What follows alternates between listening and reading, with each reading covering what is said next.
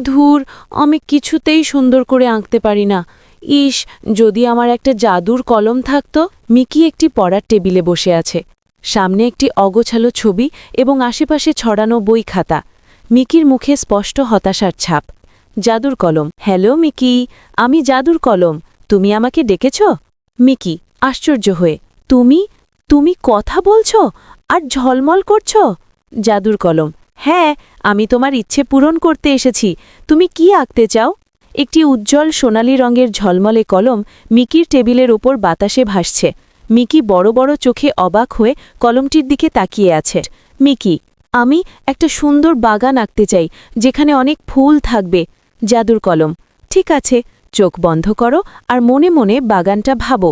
Mickey চোখ খুলে, wow, এটা তো ইনক্রেডিবল! খাতার উপর একটি অসাধারণ সুন্দর বাগান দেখা যাচ্ছে, যেখানে ঝলমলে রঙের ফুল ও প্রজাপতি উড়ছে। মিকি মুগ্ধ হয়ে তার খাতার দিকে তাকিয়ে আছে।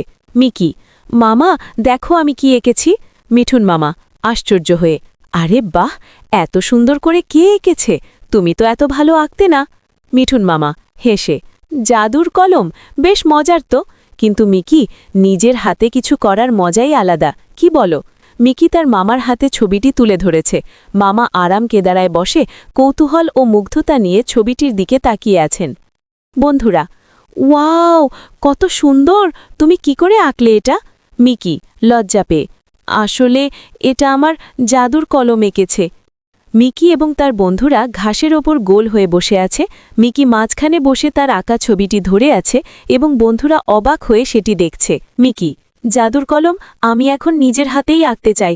তুমি শুধু আমাকে একটু গাইড করবে? জাদুর কলম। অবশ্যই মিকি, আসল জাদু তোমার নিজের হাতেই আছে।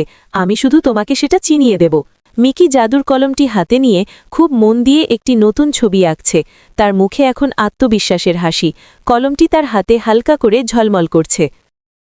মিঠুন মামা গর্বের সাথে, দেখেছ মিকি, তোমার নিজের হাতের জাদু।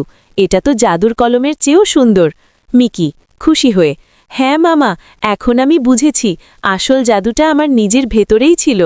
নিজেকে বিশ্বাস করো, তোমার ভেতরেই আসল জাদু লুকিয়ে আছে। মিকি ও তার মামা হাসি মুখে দাঁড়িয়ে আছেন। মিকির হাতে তার নিজের আঁকা একটি সুন্দর ছবি। টেবিলের ওপর জাদুর কলমটি এখন একটি সাধারণ কলমের মতো পড়ে আছে। ভিডিওটি ভালো লাগলে ঝটপট ইউটিউব চ্যানেলটি সাবস্ক্রাইব করে দিন। হ্যাঁ, আর বেল আইকনটি বাজিয়ে রাখতে ভুলবেন না কিন্তু। আর যদি ফেসবুক থেকে দেখে থাকেন, তবে আমাদের পেজটি ফলো করে সাথেই থাকুন।